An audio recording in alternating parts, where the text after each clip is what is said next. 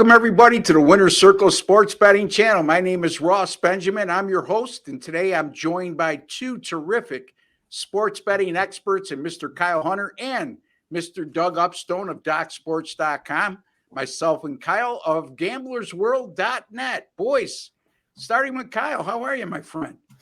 I'm doing well. We're going to do this, and then I'm going to go to parent-teacher conferences and see if the kids got in trouble. So let's see it. Let's hope for good things from this show and for those conferences. But it's good to talk to you guys again. All right. Well, let's hope all goes well because, the children are the most important things in our life. And, without family comes first, right, Doug? I mean, above and beyond everything else.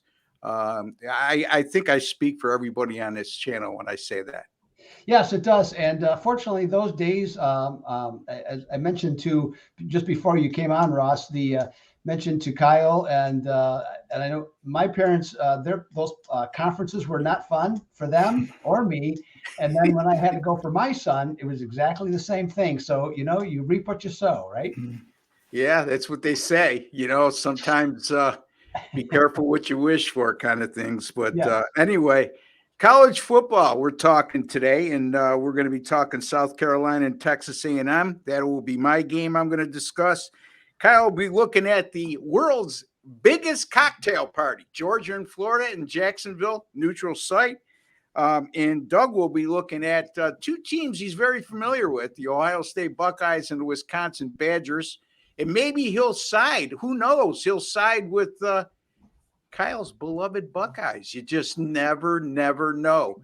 Anyway, guys, no surprises really that we could talk about in college football right now, in my estimation, but your opinions may differ. Anything you want to bring up in the world of college football betting, Kyle?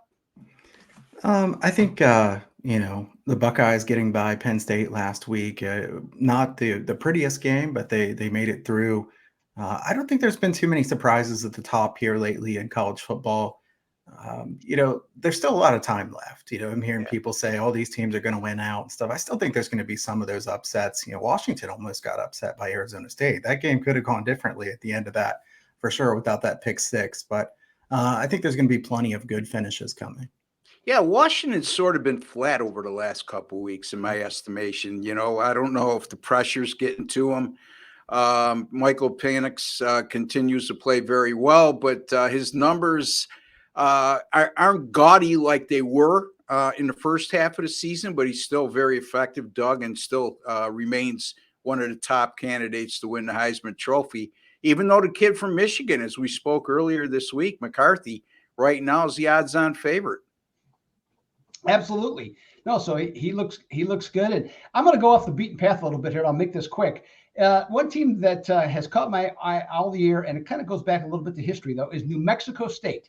And the reason that I say that is that not only are they winning games after being among the biggest doormats the sport has had in the last 30 years, but they're impressive. And now they're on TV. They their program almost got shut down. They got kicked out of I believe it was the WAC at the time on that one, when the WAC was still around.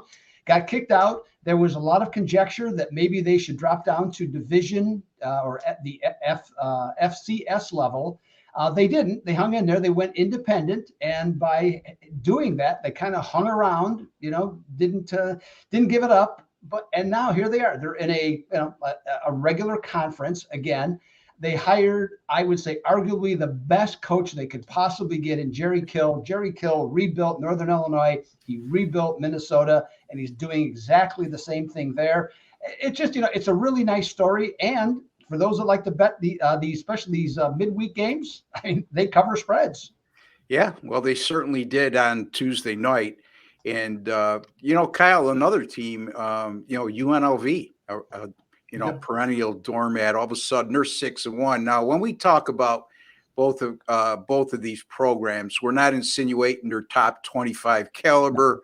We're not insinuating they're in the same class with some of the Power 5 conference teams. That's not what we're saying. We're just seeing a resurgence. And some UNLV last week did not cover. They very luckily got by Colorado State last week, Kyle, winning by just 2. And quite frankly, they might have deserved to lose that game. Yeah, they have some big games coming up. UNLV's schedule gets tougher and tougher. So we'll see. Odom's done a great job there. And I second what Doug said. Jerry Kittle's a fantastic coach. He's done a great job with that program. The other thing, guys, let's go ahead and mention it now. Maction, midweek Maction starts next week. Yeah. And, I mean, how can you not love Maction on Tuesdays and Wednesday nights? Yeah, you know what? To me, Doug, it's the most it's historically, for me anyway, it's been the most unpredictable conference to gauge. And some guys do very well with the MAC. I'm not one of them. It gets to the point where I might take a MAC team in a non-conference game early in the year if I think I'm getting good value on an underdog. But in terms of MAC action play, your thoughts? I mean, do you use MAC games? I know Kyle does on occasion, especially totals. Yeah, I do. It's sad to say, or sad to see at the same time, is that the quality of the league has diminished, over the last 15 years or so. Don't get the same types of players. And it goes along, with this. I think I brought it up here, with more people gravitating to the South. The conferences like the Sun Belt have overtaken them, and because there's better players in that conference than there is in the MAC these days. But the MAC is unpredictable as ever. Toledo, what did they cover? Just one game or no games going into last week against Miami of Ohio. Miami of Ohio had covered, I think, 6 out of 7. And lo and behold, Toledo wins and covers, gets the cover on that one. So it's, as you say, Ross, it's unpredictable and not easy. And especially when you get below the top level teams, that's where things really get crazy in that league. Yeah, you got a nice quarterback in Kevin Rourke at Ohio. Is it Kevin Rourke? I know there was a bunch of Rourkes that played at Nathan. Ohio. What is it, Tanner? I think it's Nathan Rourke. Nathan. Yeah, Nathan. Or Curtis. One of them's Curtis. One of them's Rourke. One of the Rourke brothers. And he's a pretty good quarterback when healthy. Unfortunately, he got hurt in the season opener. He missed the end of last year when he was putting up massive numbers. Bowling Green, another team, they look horrible one week. They pull an upset. The next week, it's a very, very unpredictable conference. But in any event, we'll start seeing some MAC games during midweek, and it'll add to the arsenal of what we handicap. Although, don't count on me to be giving you any MAC games. These two guys, they're pretty good at it. Anyway, let's get to the games, okay? Kyle, let's start with you. Georgia and Florida, number 1 team in the country, Georgia, taking on the Florida Gators. Georgia laying 14.5. When I looked at this number initially, I know it's a rivalry game, but when you look inside the numbers, Georgia is so much better than Florida, and I just think Florida is a facade at 5-2. But it doesn't matter what I think. What do you think, Kyle? Well, I mean, this cocktail party is always a fun game. This is one of those spots where you got to know this is a neutral site. I know some people in their analysis will say, well, Florida at home. And Florida's not at home, so don't account for anything like that. Florida is far different at home than they are anywhere else. They've shown that year after year. And I will say real quick, guys, it's Curtis Rourke. Nathan is his older brother. Had to look that up. I guessed wrong. Nathan's playing in the Canadian Football League, if I'm not mistaken. So, but as far as this game, guys, Georgia without Bowers, what does that do with the offense? Bowers is kind of their security blanket, the guy that, they get in a bad spot, they throw it to him on 3rd or 4th down. I do think Georgia has plenty of talent on offense to still score quite a few points. If we look at Georgia, they're throwing on 52.5% of their plays. Kind of surprising if you would look into it, knowing that Georgia is undefeated. You would think they'd just be kind of salting away games and running the football consistently. Instead, they've been throwing the ball quite a bit. I think they will throw it a decent amount again here. This is a Florida team that on defense, guys, I think Florida looks good if you look at the numbers, but they haven't played very many good offenses. And when they have played better offenses, they have not played well. They give up 33 points to Kentucky. Kentucky busted all kinds of big plays. Remember Davis just having a historic day in that one. And then South Carolina put up 39 points on them. So do I really want to trust Florida's defense? Sure, they've shut down the bad teams they've played, but they haven't really shut down the good teams, and they're not at home here. I do think Florida's offense can score some here. Hear me out for a minute. Graham Mertz has actually been pretty good for Florida. I mean, at least by those standards that we expected based on how he played at Wisconsin. Graham Mertz has been a pretty solid quarterback for them. He doesn't take a lot of chances, but he's taking care of the football. I think if Florida can't run the football in a game like this, though, they're in big trouble.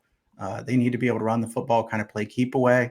Florida's defense, guys, 132nd in explosiveness allowed. They just keep giving up big play after big play in those key games. Like I said, Kentucky, South Carolina. I think they do the same here. So instead of laying the 14.5, which I hate laying 14.5. That hook is killer, as you guys know. I'm going to take Georgia team total over 30.5 here, thinking the Bulldogs will be able to score on this defense, which has good numbers against the bad offenses, but hasn't shut down the good offenses they faced.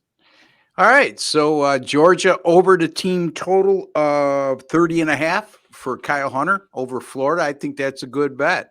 I know the tight end Bowers, the NFL prospect, looks to be a number one draft choice. He's hurt, and that's certainly going to hinder them a little bit offensively. It always seems that Georgia's got guys they could plug in and just step up to the plate. But, again, that's a big loss. There's no two ways about it. And, Doug, Georgia, as good as they are, 7-0, they're only 1-5-1 against the spread this year. Do you trust them to lay to 14.5 against, again, Graham Mertz? I don't know, Kyle. I know he's played better, but just thinking of Graham Mertz against the Georgia defense, I get a little, it's scary, yeah. So, Doug, what do you think? Well, I'm going to go over on this one. I agree with Kyle. I think Georgia will be able to exploit Florida's defense. As I mentioned, they give up a ton of big plays, and it seems like they go in bunches too. That's the other thing with this defense is that, they get broken down rather easily, and they seem to, at least visually, they get discouraged when things don't go well, and it tends to snowball. So I could see Georgia, if they come to play, which has been which is probably the number one reason why they're so poor against the spread. If they come to play, I think they'll be in fine shape. If they get 35, 37 points, I don't think no one's going to be that surprised. So if that's the case, just need maybe a touchdown or two or 2 touchdowns for Florida. I think we're going to go over on this one. All right. So Doug likes Georgia in Florida to go over the total of, I believe it's 47 right now. If I'm not mistaken. Yep. And, in Georgia's defense, though, guys, you look at their point spreads this year, 50.5, 42, 26, 40, 33, and then a 14.5, which they covered against Wisconsin. And then they failed to cover in that win at Auburn, 27-20 as a 14-point favorite. So it's not exactly like they've been laying single-digit numbers and just barely getting by. They've been asked to cover some pretty large spreads, and they've had a bullseye on their head all year long. And then on the other side of the coin, Florida 3 road games this year. They lose to Utah 24-11, nothing to be ashamed of there. Then go to Kentucky and get lambasted in a game that finished 33-14, but wasn't as close as the final score would indicate. And as Kyle pointed out, they got torched on the ground at Kentucky in that game, giving up 329 yards rushing. And then they barely get by South Carolina, who's a struggling team right now, 41-39 on the road 2 weeks ago. Both teams are coming off a bye. With everything being equal, I like Georgia in this game. I just think Georgia gets up here and it could snowball.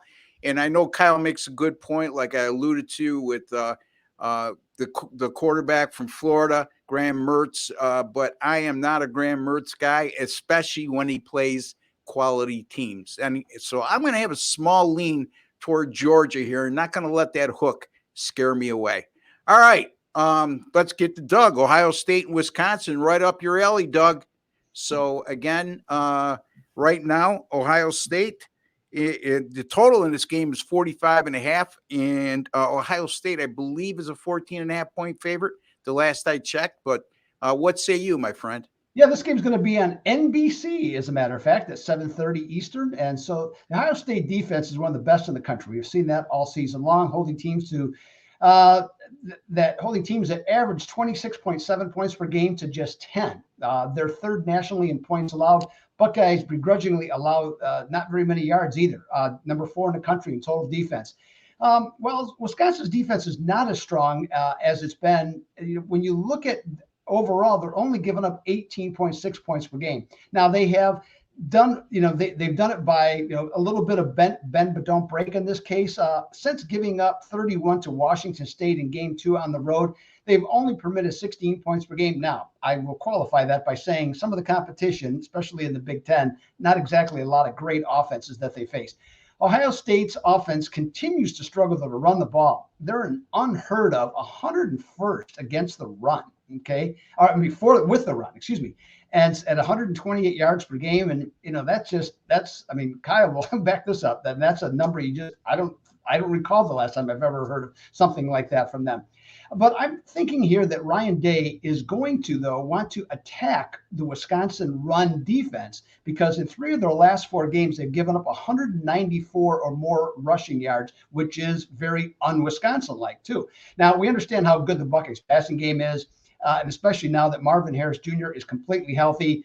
Badgers offense pretty much hasn't gotten on track all season. Last week, with backup Braden Locke, they had 7 points at Champaign. Okay, well, somehow it got in the rhythm. They ended up outscoring the Illini 18-0, won the game and covered the spread. Odds makers are calling for a defensive struggle, guys, at 45.5, and count me on board with that. Ultimately, I can see Ohio State winning 24-10, maybe 28-13. So put you on either side of the total on this one. But I'm going to go under with this one, also backed by the fact that Ohio State and Wisconsin are 8-2 under recently in Madison. Give me the under with these guys. All right, Ohio State and Wisconsin under 45.5. And to Doug's point, Ohio State has gone under the total in their last 4 and 6 of 7 games this year. And they've allowed 17 points or fewer in all 7 games. And Kyle, to Doug's point again, the running game, and I look at the run pass splits in terms of the percentage of plays that are run plays as opposed to pass plays. And it's right down the middle, 33 rush attempts per game and 33 pass attempts per game. So it's not like this has been a pass happy offense for Ohio State, but it's just been a more productive offense when they throw the ball. To you, my friend. Yeah, I agree with Doug. I'm concerned about the Ohio State running game because they don't have C.J. Stroud to lean on anymore in that big game. Kyle McCord is okay, and I think he's improving, but I don't trust Kyle McCord to win this huge game against a great defense. I'm concerned about that. Harrison's fantastic. I mean, McCord has the best receivers in the country on the outside, and a good tight end in Cade Stover. I mean, Cade Stover is not talked about enough. I think he's a top 5 tight end in the country too. So, you can't look too bad when you have guys like that. I think McCord will get better, but I'm concerned as a Buckeyes fan that their upside offensively is probably not good enough to win a national title. Now, I hope I'm wrong. That's for sure. But in this game specifically, Doug mentioned the fact that Wisconsin couldn't score there at Illinois for a long while. And then Illinois' best defender got hurt, went out. And then in the fourth quarter, Wisconsin lit them up, put up 18 points, came back and won the game. I think, if you look back on that, Locke threw the ball 41 times. Now, we know Wisconsin does not want him to throw the ball 41 times again here. That would be a really bad recipe for success for them. They want to run the ball with Braylon Allen, try to play keep away from Ohio State.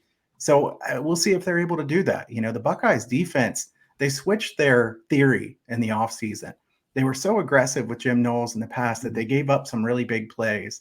You guys know that killed them in the Michigan game and the Georgia game. Probably should have won that Georgia game, let's be honest. And they gave up some massive plays with a big lead where they went in the cover 0, got really aggressive with blitzes. They've sat back a little bit more. They are not giving up big plays. They've given up 0 plays of 40 yards or more so far this season. That is excellent. There are some teams who have given up 12 or 13. They've given up 0. So the Buckeyes not giving up big plays to keep everything in front of them. I trust the defense quite a bit. I don't trust the run game, like Doug said, but I do think they'll try to run quite a bit here. Mm-hmm. Whether they have success in breaking big plays, I kind of doubt. And I think that more than anything else, the Buckeyes' lack of success in the run game is the offensive line's not as good as they've been in the past, because their running backs, even though several of them have been injured, I think they're talented enough that they could be doing better than this. So Doug, I'm going to agree with you here. I'm going to say that my favorite bet here would be the under, thinking that Ohio State doesn't give up very many points to Locke in the Wisconsin offense, but I don't know that Ohio State's going to score a lot either. I think they'd be fine with salting away a win here that's a lower scoring game. So I like the under. All right. So Kyle likes the under in this contest as well. So both guys like the under 45.5. Officially, Doug is the game that was assigned to him. So it's under 45.5. I didn't hear either one of you guys mention this is, coming off a big win. Ohio State coming off that big win at Penn State or home against Penn State last week, 20-12. And Wisconsin, like you guys alluded to, and much to my chagrin, man, oh man, 21-7 lead.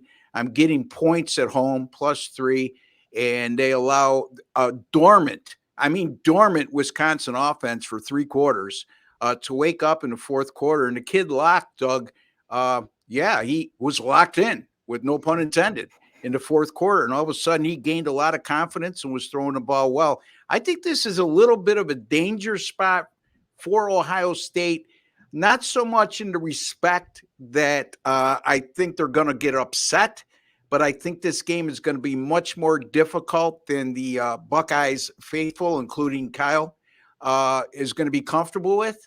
And I see this game going down to the wire. And I think Ohio State wins a close one, but they don't cover the 14.5 here. So I have a small lean toward Wisconsin here in the spot at home as an underdog. And again, we get that extra hook with the 14.5. All right.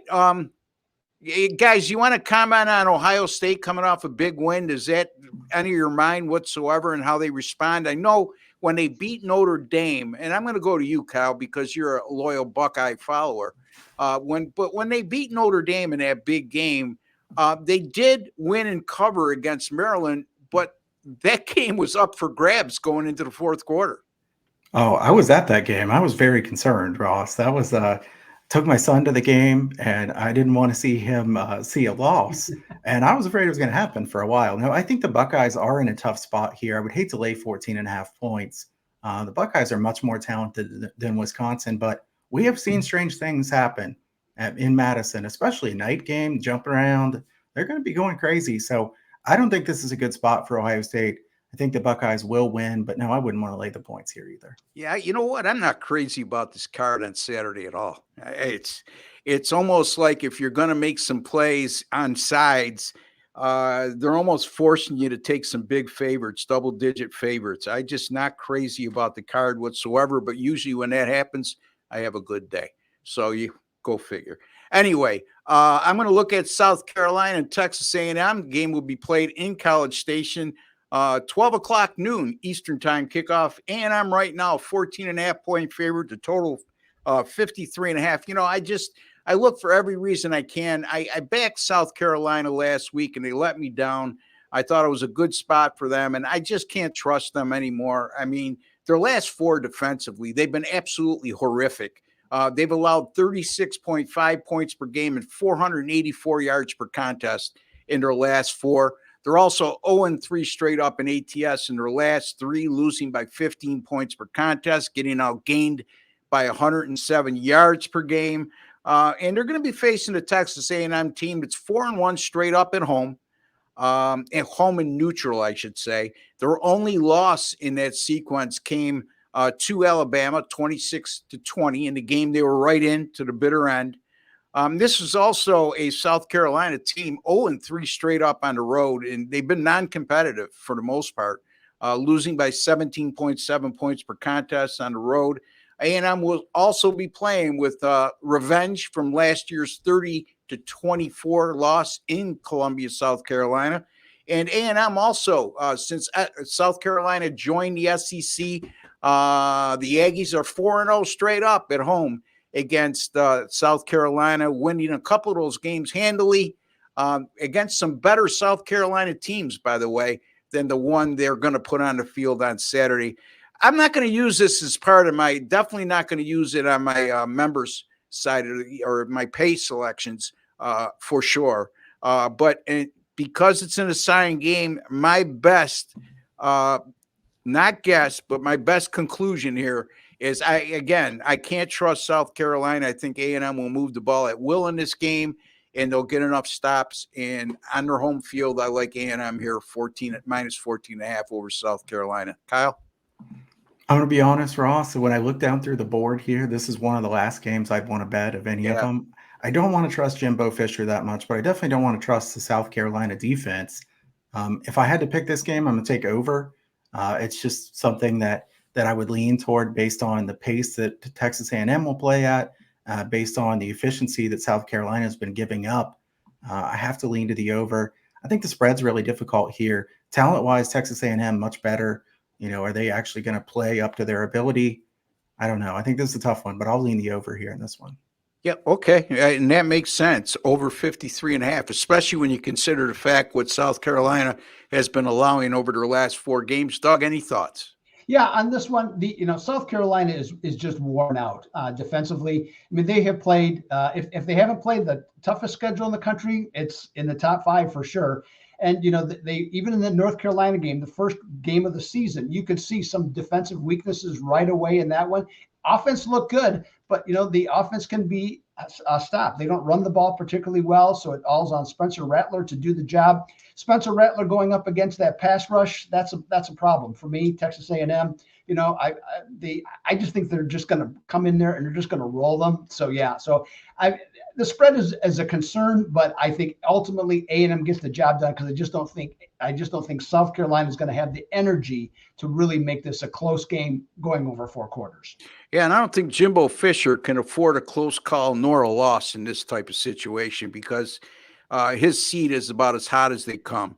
All right, so I like Texas A&M minus 14.5 over South Carolina. Kyle likes Georgia, the team total of over 30.5. Doug likes Ohio State and Wisconsin to go under the total 45.5. Don't forget, folks, tomorrow we'll go live at 3 p.m. Eastern time with Sean and Jesse, and you can chime in with all your questions and comments at that time. Kyle, I know you need to go, so let you wrap up by telling the folks what you may have coming up this weekend and also any streaks you would like to share with them. Yeah, I'll keep this quick, guys. First, I appreciate getting to chat with you guys. I respect both Doug and Ross very much. 2 honest guys, hardworking guys in the business. It's always fun to chat, and we'll definitely be in touch. But I'll say this: 89-49 run in college football. I have a couple big plays up for this weekend. I don't have a lot of plays this weekend either, Ross. I don't love the card. I do like a couple plays pretty well. So you can check it out over there at Gamblers World. And you can also follow me at Kyle Hunter Picks on Twitter. All right. So Kyle will no longer be with us on a weekly basis, but he'll be joining us on occasion, folks. He's contracted by Bet US. Yeah. And he does a lot of college basketball with them in addition to his other duties. So we certainly understand, and we were privileged and honored, buddy, to have you on the show as long as we had. And we certainly wish you nothing but the best. And you just let me know anytime you want to make an appearance, I'll reach out to you as well. You're more than welcome to come back on this show at any time. And you see in the background, Mr. Jim Quinn, the owner's got his thumbs up for you as well. So I'll let you go because I know you got to do that meeting with the kids. So you take care, buddy. Thank you. All right, Doug, what do you got going on, my boy? Well, let's see here. We got football and lots of it. I haven't finalized it. It's going to be somewhere between 8 to 10 plays. And actually, I do like a few more college football games. I know you and Kai said you're not as crazy. Not saying big plays, but just some different ones a little bit further down the line that I just like. And so see if we can deliver on those. NFL, I have hit I've won 4 of the last 5 weeks in the NFL. I got 3 plays coming up. I got a 6-unit best bet going in there as well. And let's see, and in best bets, 6 units or higher, I've hit 4 out of 5 on those. So that's been good. Started off the NBA with a winner last night on the Knicks and Celtics under. So that was relatively comfortable from that standpoint. Hockey has still gotten off to a decent start. Not great, but a decent start. And we got the World Series, Ross, coming up this weekend. So we'll see what happens if the local 9, as I'll say here in Arizona, there's an old expression, but the Diamondbacks against the Rangers. Certainly the Rangers should win, but we thought that when the Diamondbacks played Milwaukee, the Dodgers, and then just most recently Philadelphia. So we'll see what happens there. All right, Doug. As always, great breakdown on your free pick, and we appreciate you very much. And folks, you can find. I'm not going anywhere, by the way. No, he's not going anywhere. He's been with us from just about the start, and he's going to continue to be with us. And if he does leave, it's going to be on his own accord, not mine or Jim's. So you can find Doug over at docsports.com, folks, one of the finest handicappers in the country. And I say that with the utmost confidence. Again, you could find me at gamblersworld.net. It's there where we guarantee our picks. And what I mean by that, quite simply, is all single game and multi-game daily packages, as well as subscription plans of 30 days or less.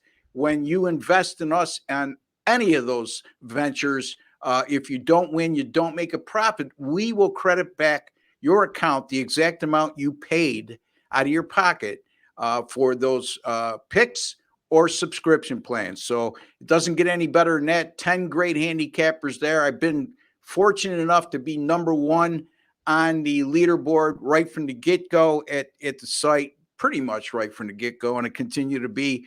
I had a nice winner last night on the Florida International game to go over the total. And in college football right now, although I've been struggling a little bit, 7-9 over the last 2+ weeks, still 28-15 with my last 43 and 48-28 run since the end of last year, which is good for 63%. NFL started out 2-5, but 20-11 since week 2. So heating up there. Major League Baseball, like Doug said, the World Series is upon us. I've hit 8 of my last 10 in the postseason. And also since August the 4th, folks, 57-33 with my Major League Baseball picks. I don't give out big favorites, so your ROI or return on investment will be very good. If I'm hitting at that percentage, you're making a lot of money with my Major League Baseball picks. Football overall, college football, NFL combined, 47-26 since September the 14th.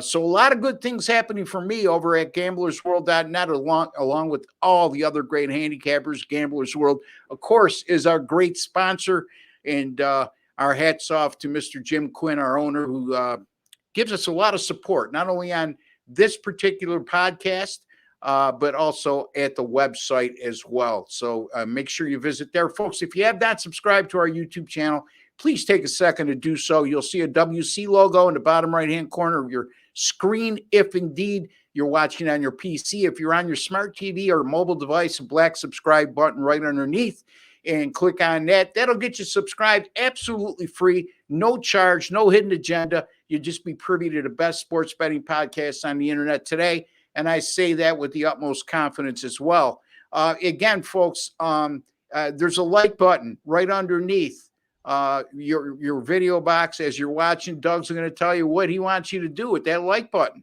Well, I'm going to go old school on this one. I'm going to do like Nike slogan used to be: just do it.